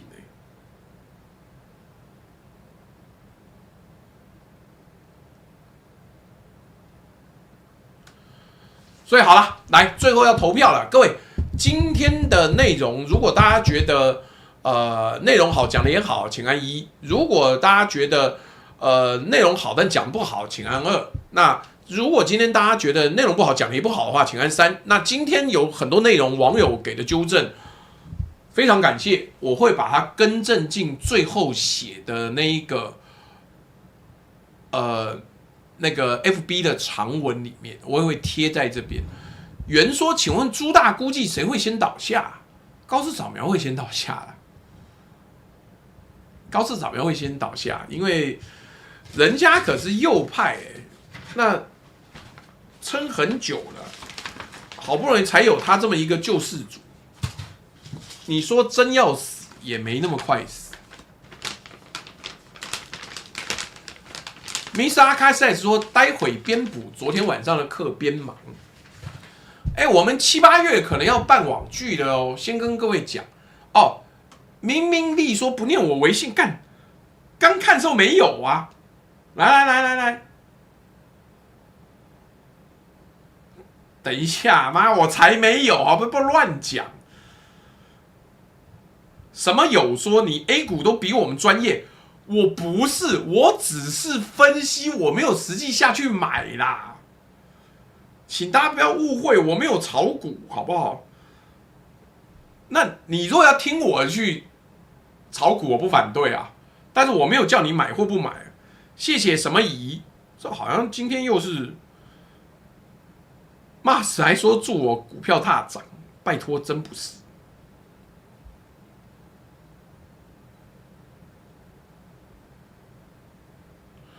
哦，太好了！有网友寄给我一个散热产品，赞！